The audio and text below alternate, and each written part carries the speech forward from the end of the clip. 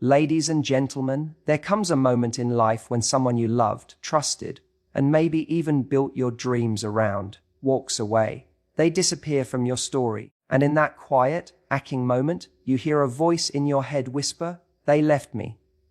But tonight, I want you to rewrite that sentence, because the truth is, they did not leave you, they lost you. They lost the person who stood by them when the world felt cold. They lost the one who forgave their flaws, who believed in their potential, who stayed on their darkest days. They lost the laughter you brought into a room, the loyalty that didn't have an expiration date, the kind of love that is so rare people spend lifetimes searching for it. They didn't walk away because you weren't enough. They walked away because they couldn't see what was standing right in front of them. And when someone can't see your value, it's not your job to shrink yourself until they do.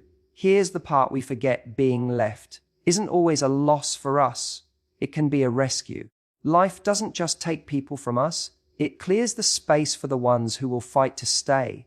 I know it hurts. I know the silence feels heavy. But I need you to remember, when they stepped out, they closed the door on something extraordinary, and that something was you. When someone walks away from your life, the instinctive thought that rushes in is, "They left me." It feels like a rejection, a statement that somehow you weren't worth staying for. That idea can be crushing. It chips away at your confidence, makes you replay every moment, and wonder if there was something you could have done differently. But this is where the first and most important shift has to happen, reframing the narrative. The truth is, they didn't leave you, they lost you. And there's a world of difference between those two perspectives.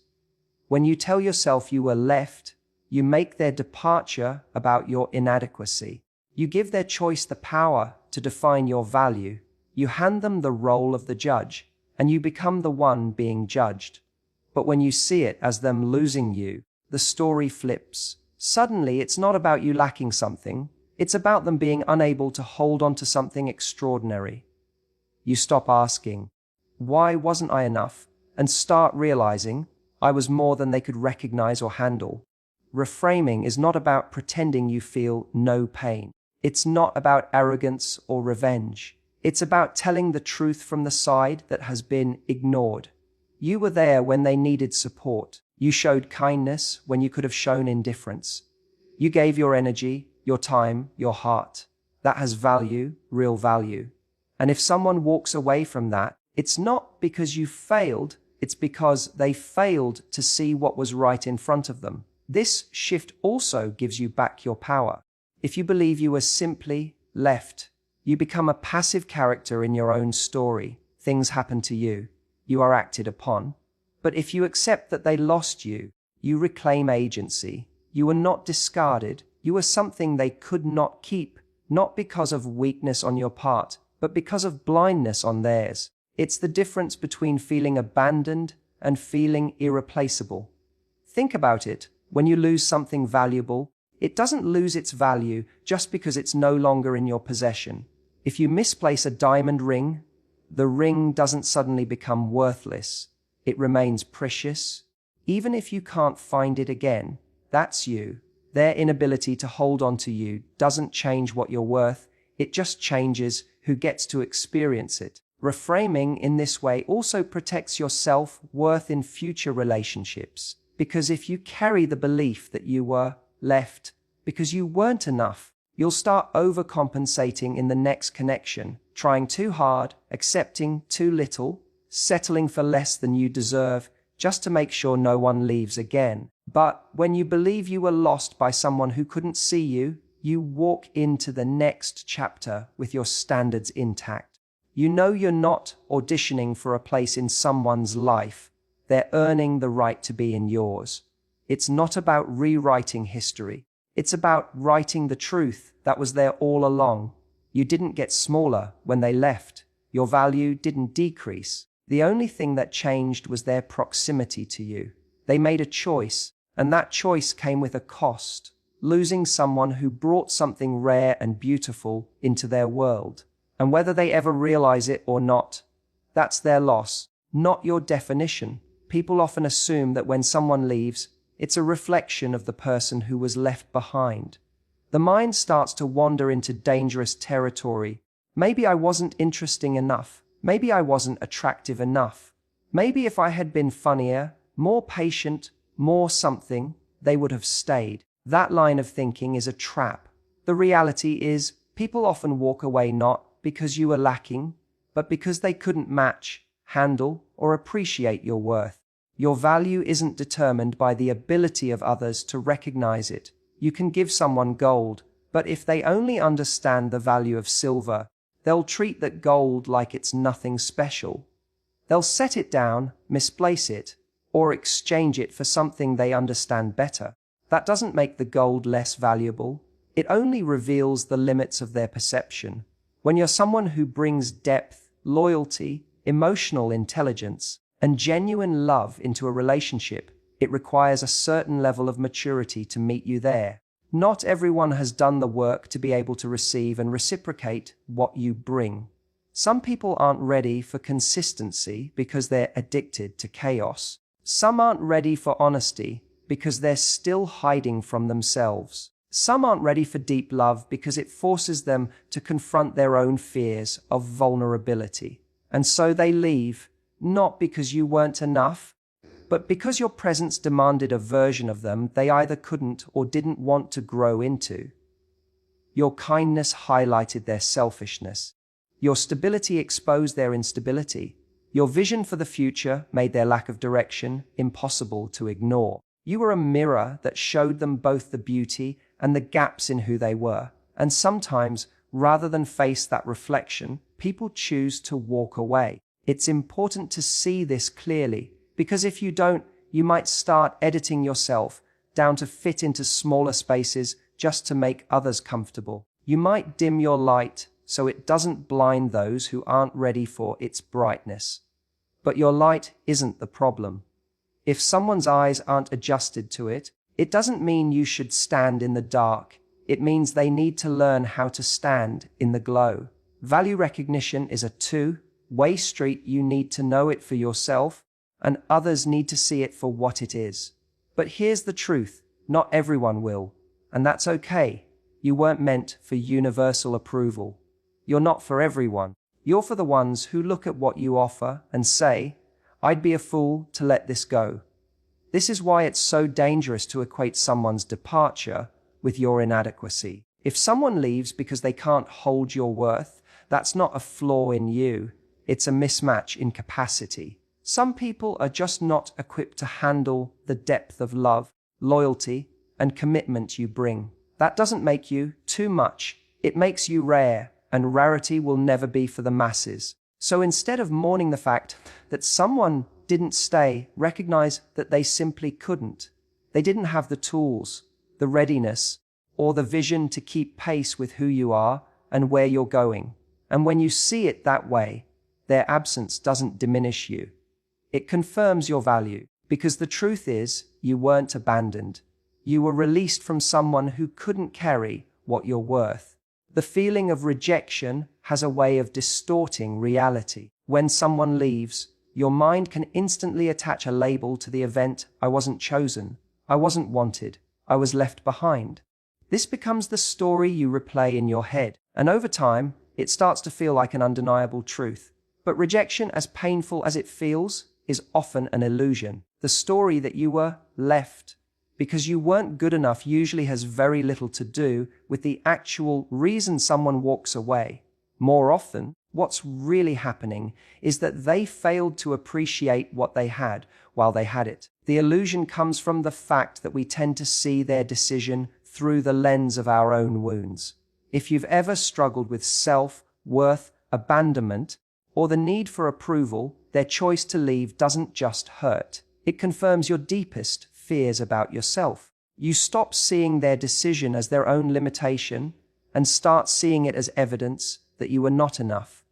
That's where the illusion becomes dangerous, because it takes the focus off the truth and places it on a lie.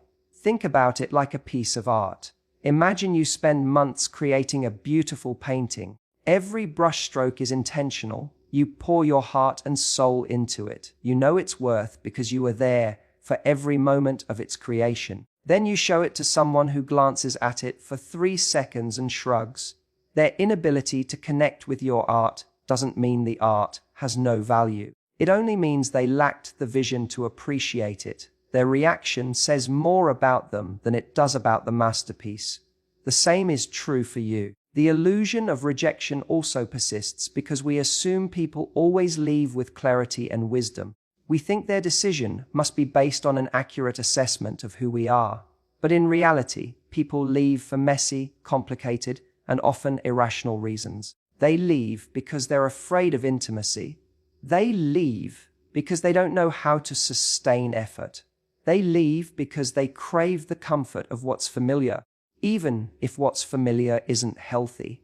None of those reasons are actually about you, but it's easy to take ownership of them when you're hurting. What's dangerous about believing the illusion is that it can make you abandon yourself in the process. You start changing your personality, your interests, even your values, in hopes that no one else will leave. You stop speaking up when something matters to you. You overcompensate, overgive, and overlook your own needs to try and secure someone else's presence. But when you operate from that place, you're building connections on fear instead of authenticity, and that kind of connection is always fragile. The truth hidden behind the illusion is that their inability to see your worth doesn't change your worth.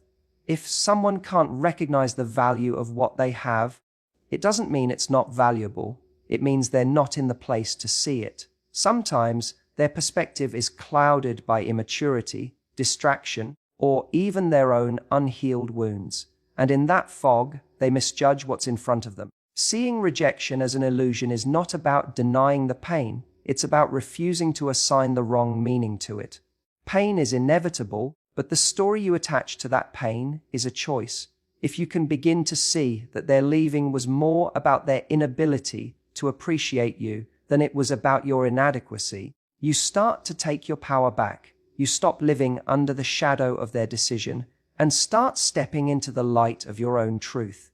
Because the reality is, they didn't reject you. They failed to recognize you. And that's their loss, not your definition. When someone chooses to walk away, it's easy to assume their decision is a statement about your worth. You start to wonder if you were too much, too little, too complicated, or too simple. But the reality is, their leaving is not a verdict on who you are. It's a reflection of who they are. It's a mirror that shows their capacity, their fears, their readiness, and sometimes their inability to grow. What they decided says far more about their internal world than it ever will about your value. This is where the mirror test comes in. Imagine every relationship as a mirror, reflecting back parts of ourselves we might not always see. When someone leaves, that mirror isn't showing you a flaw in your soul, it's showing you the truth about theirs. Maybe they weren't ready for depth. Maybe they didn't have the resilience to work through conflict. Maybe they couldn't handle the level of honesty and vulnerability you brought into the connection. None of those things are indictments of your character. They're simply reflections of their limitations. The problem is, we tend to take their reflection and turn it into a self-portrait. We internalize their decision as proof that something is wrong with us. If they found it hard to stay, we tell ourselves it's because we're not lovable enough. If they struggled to commit, we assume it's because we're not worth committing to. But that's not the truth. The truth is, their choice was shaped by their past experiences, their fears, their emotional skill set, and sometimes their unwillingness to grow. It's a reflection of their lens, not your essence. Think about it like this. If someone looks into a mirror with a cracked lens, the reflection will always look distorted. No matter how beautiful the original image is, the cracks in the mirror will make it appear flawed. You could spend years trying to fix yourself, but the distortion will never disappear unless they repair their mirror. Their leaving is not an accurate representation of you. It's the byproduct of them looking at you through their own cracks.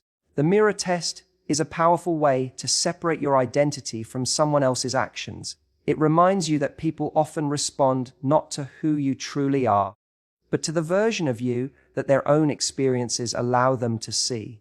If they've been hurt before, they might mistake kindness for manipulation. If they've only known chaos, they might confuse stability for boredom. Their interpretation of you is filtered through their personal history, not through an objective truth about your worth. When you start to see it this way, you stop taking responsibility for what isn't yours. You stop making their departure a story about your inadequacy and start understanding it as a story about their readiness. You realize that your job is not to repair their mirror or convince them to see you clearly. It's to continue showing up as your true self for the people who already can. This perspective also brings a certain peace. You no longer feel the need to rewrite yourself to fit someone's broken lens. You no longer question your entire being because one person didn't stay. You begin to understand that sometimes people leave because they're not ready to face what your presence reflects back to them. Your love might remind them of their loneliness. Your stability might highlight their instability. Your vision might expose their lack of direction. And for some, that's too much to face. Their leaving doesn't define you. It defines where they are in their journey. It shows you the state of their mirror, not the truth of your reflection. And once you understand that, you stop letting their departure shatter your sense of self. Instead, you carry on knowing that the right mirror will always reflect your beauty clearly, without cracks, without distortion, and without fear. When you truly understand your worth, something shifts inside you. You stop begging for scraps of attention. You stop pleading for someone to see your value. You stop trying to prove that you're worth staying for. There's a calm, quiet confidence that comes with knowing who you are and what you bring to the table. And once you have that, you no longer sit at tables where you have to convince anyone to keep you there. The power of self-worth is not loud or arrogant. It doesn't need to announce itself. It's in the way you choose not to chase someone who's already halfway out the door. It's in the way you stop over explaining your feelings just to be understood. It's in the way you no longer twist yourself into a smaller, more palatable version to avoid making others uncomfortable. Self-worth teaches you that you don't have to earn the right to be loved. You simply have to be with people who are capable of loving you as you are. Before you reach that place, it's common to confuse love with approval. You think if you just try harder, if you're more patient, more forgiving, more giving, you can get someone to stay. But when you operate from that space, you hand over all your power. You put your emotional well-being in someone else's hands and hope they treat it with care. And if they don't, you're left feeling empty and unworthy. Self-worth flips that dynamic. It puts the responsibility for your sense of value back where it belongs, on you. The truth is, when you know your worth, you see leaving differently. You don't see it as rejection, you see it as redirection.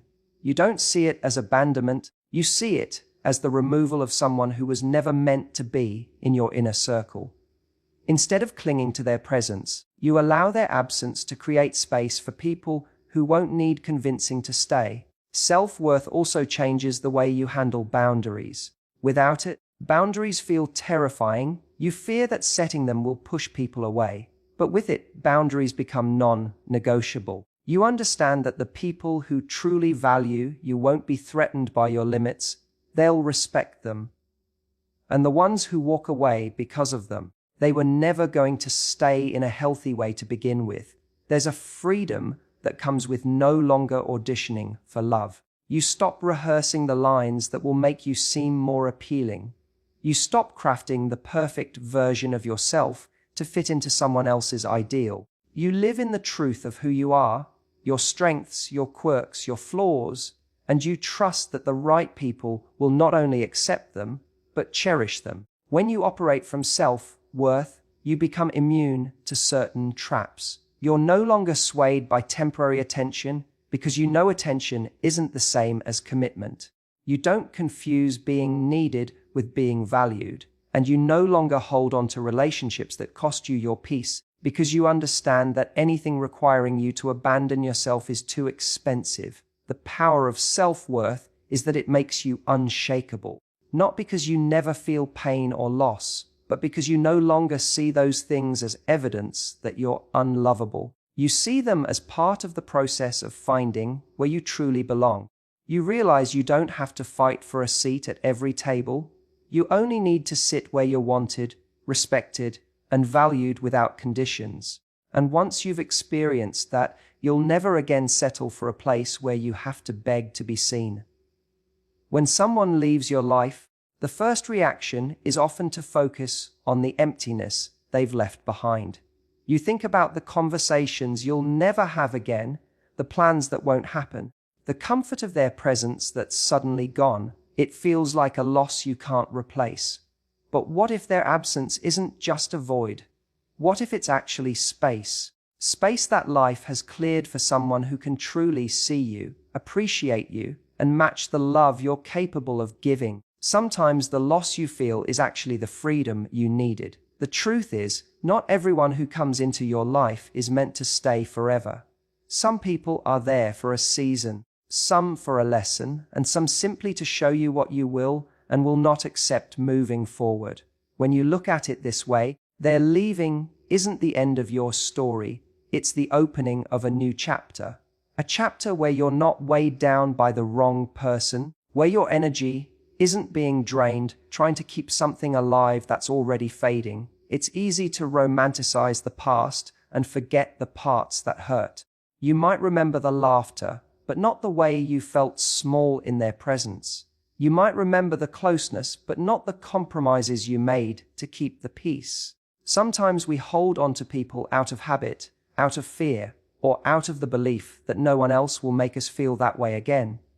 But if you really think about it, the people who are right for you don't just make you feel something, they make you feel safe, valued, and free to be yourself without fear of judgment or abandonment. Freedom in loss comes from recognizing that if someone couldn't appreciate you when they had you, they were never going to give you the love you truly deserve. Their absence isn't punishment, it's protection. It's life removing someone who could have kept you stuck in a cycle of doubt and compromise. It's an opportunity to redirect your love and energy toward people and places that will nourish you, not drain you. When you understand this, you start to see loss as part of the process of alignment. Imagine your life as a garden. Sometimes you have to pull out certain plants, not because they're inherently bad, but because they're taking up the space and resources needed for the ones that will truly thrive. Their removal allows something new, something healthier, to grow. People are the same way. Letting go of the ones who aren't right for you creates room for the ones who are. This doesn't mean you stop caring or that you harden yourself to love. It means you stop clinging to what isn't meant for you. It means you trust that the right connections don't require you to sacrifice your self-worth to maintain them. And when you believe that, you no longer see someone's departure as the end of your happiness. You see it as the clearing of a path toward a deeper, truer kind of joy. It's in this space created by loss, that you discover your own capacity for healing. You learn that you can stand on your own, that your worth was never dependent on their presence, and that your story can continue with or without them. And one day, you realize that the very thing you thought broke you actually set you free. Their leaving didn't just create a gap in your life, it created an opening for something better to walk in. And that is the quiet, powerful gift hidden inside the pain of goodbye. When someone walks out of your life, it's natural to see it as the closing of a chapter. You think of the ending, the loss, the absence. But the seventh key truth is that their leaving doesn't just mean you're moving on, you're moving up. The chapter with them wasn't your final destination, it was a part of your journey, and sometimes the departure of a person you thought you needed is the very thing that elevates you to where you were always meant to go. It's easy to get trapped in the idea that the best moments have already happened, that the love you had with them was as good as it gets. But this is rarely the truth. Often, what feels like the end is actually a turning point. You're not just stepping away from a relationship, you're stepping toward a version of yourself that you might never have met if they had stayed. Pain has a strange way of pushing us into growth we would never have chosen for ourselves. Moving up means more than just healing. It means evolving. It means looking at what happened, learning from it, and using it to shape a stronger, wiser, more self-aware version of you. It means realizing that the version of yourself that existed with them was still in progress,